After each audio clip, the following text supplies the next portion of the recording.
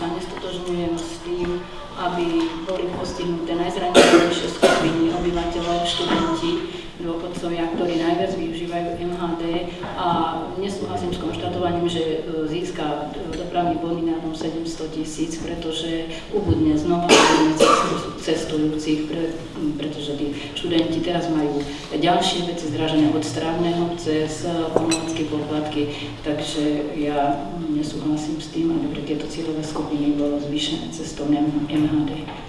Ja mám jednu otázku na pána riaditeľa.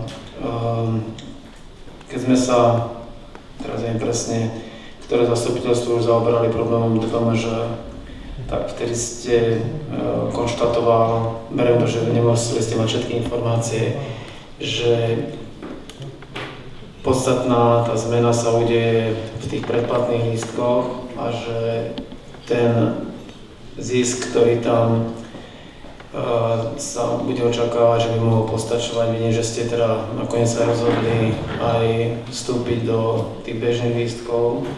Takže moja otázka znie, že iná alternatíva nebola, ako nevychádzalo vám to. Nestačilo zostať len pri tých predplatných čipových kartách, kde aj vy ste konštatovali, že tam je pomerne veľký priestor na zmenu.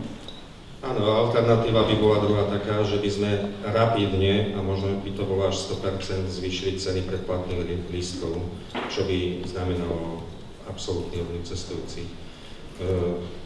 Tá cena základného papierového jednorazového lístku, ktorá bude 65 centov a v prvom pásme 55 centov, je štandardná cena, tak ako ju prijali viac menej v ostatných mestách krajských porovnateľných, kde majú cenu na úrovni 60 centov bez ale pásiem. To znamená, my máme prvé pásmo 55 centov, druhé pásmo 65 centov navrhovaných, to znamená, priemer je tých 60 centov. Bol by to veľký náraz predplatných elektronických lístkov. Bola tam taktiež u tých predplatných lístkov upravená tzv. Množstevná zľava, kde sa mierne znížili zľavy na týchto lístkoch, to znamená, dochádza k väčšiemu nárastu predplatných lístkov elektronických ako papierových. Neviem ako iných slovenských mestách, ale inde ten pokles susedov jedných druhých, čo sú v krajine, taký nie je. Ďalšia vec, keď si všímame, ja som tak rozmýšľal na to tým počtom tých prepravených osôb, že ľudia dávajú masívne prednosť samozrejme osobnej doprave. A potom nám zostali v tej hromadnej doprave len ľudia, ktorí sú nútení jazdiť. Keď to zoberieme z takého sociologického pohľadu, sú to ľudia študenti, žiaci, a potom sú to nízkopríjmové skupiny obyvateľstva, ktoré sú a dôchodcovia, ktorí majú samozrejme aj zľavy, ale sú to už tie posledné skupiny ľudí, že ich to dosť zaťaží. Čiže úloha tam vhodnejšie prehodnotiť celkovú koncepciu tej dopravnej obslužnosti. Všeobecne si myslím, že ak máme dostať viac cestujúcich na MHD, tak musíme aj iné opatrenia robiť. A iné opatrenia by boli také, že ak by sme dokázali to MHD, aby to MHD nečakalo v zápkách a jazdilo do centra tak, ako osobné auta nemôžu jazdiť, to znamená, že osobné auta stojí zápka, ale nedostane sa tam, kde sa dostane, to by bol jeden faktor. A ďalší faktor, že určite, pán riaditeľ, by bolo dobre skúsiť tú optimalizáciu liniek, že aby sme videli, že na tom, čo ušetríme, lebo obávam sa, že to zvýšenie cestovného nebude ten príjem, ktorý od toho očakávame. Ja si myslím, že bude ďalší pokles cestujúcich a všetky mestá dvíhajú tie ceny za lístky, ale jednoducho si myslím, že mali by sme na to ísť systémovejšie nejakým spôsobom, nielen dvíhaním cestou.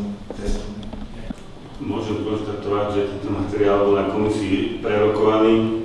Výsledok bol taký, že 5 bolo hlasov za, 1 proti, 1 sa zdržal. Z nášho zasadania sa zúčastnil aj pán profesor Čelko z Žilinskej univerzity a dal nám také odporúčanie, že samozrejme treba si počkať aj na dopravný generál a plán dopravnej obslužnosti.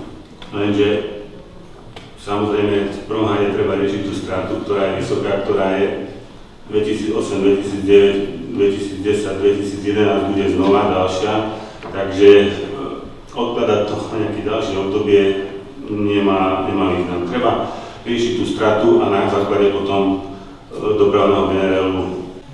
Ďalšie významné ukazovatele, ovplyvňujúce náklady MHD, píšete tam v odseku 2, že tam máte nejaké odvodové zaťaženie, zvýšenie, zdaňovanie niektorých príjmov s dopadom na zamestnancov. Ako to príjmete?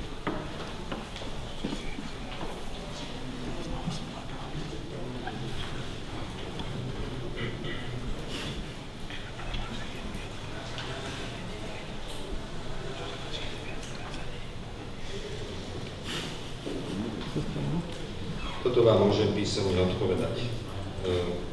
Neviem teraz. Viktor, ešte raz sa pýtate sa na odvodové zaťaženie? Tam máte v kolónke, že je tam nejaké odvodové zaťaženie, respektíve zdaňovanie niektorých príjmov s dopadom na zamestnávateľa.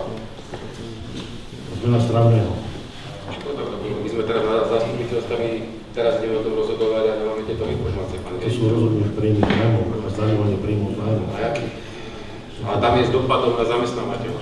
Že o jaké príjmy? Ďalej, v bode 3, boty máte pri nezmenenej výške cien cestovného. Je to klamlivý údaj tých 33 000 eur pri tom výnose. Lebo ten výnos nie je 33 000, ako tu píšete, lebo ste dali do toho DPH nástupu.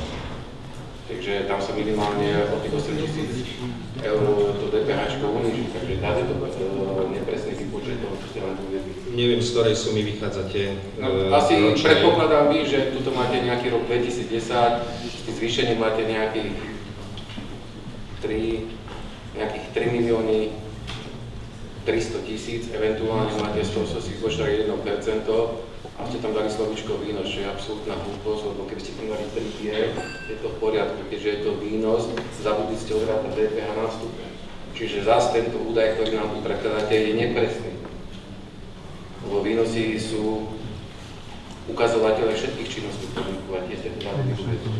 Čiže môžem poukázať, že tieto niektoré údaje, ktoré sú tu nepresné. Ja chodím mestskou hromadnou dopravou a v nevyhnutných prípadoch chodím taxíkom. Najlacnejší taxík z jedného konca mesta na druhý stojí 3 eur. 3 euro, keď idú 4, to už sa pomaly blíži tomu, čo je mestská hromadná doprava. Samozrejme aj jedno a druhé má nevýhody. Ale už to je skoro rovnaké.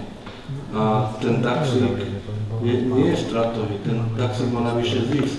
Čiže to moje odporúčanie porozmýšľať nad tým, keď je povedzme sedlo dopravnej situácie, či by sa nedalo buď vytvoriť priestor pre súkromné malé spoločnosti, ktoré toto môžu kryť a oni ešte zarobia, alebo to poňať pod dopravný podnik.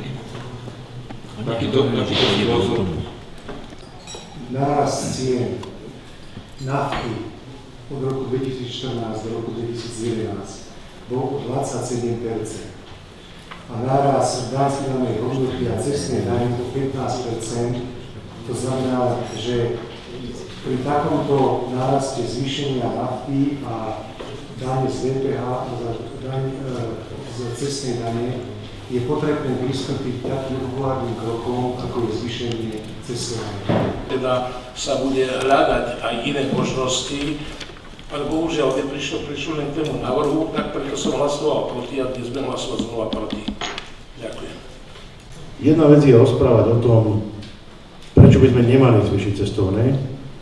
Druhá vec je o tom, ako sa starať o to, aby bolo rozpočet mesta vyrovnaný. Dámy a páni, my sme tu, nie je to tak dávno, odsúhlasili účtovnú stratu za rok 2009, za rok 2010 a schválili sme na tomto zastupiteľstve, že mesto vyrovná túto stratu dopravnému podniku mesta Žiliny, pretože oprávnene musí zaplatiť výkony, ktoré si objedná. Riešime teraz rok 2011. A zdá sa, že jedinou cestou, ako nebyť stratový v tomto roku, je zvýšenie cestovného, ktoré nie je až také strašne vysoké.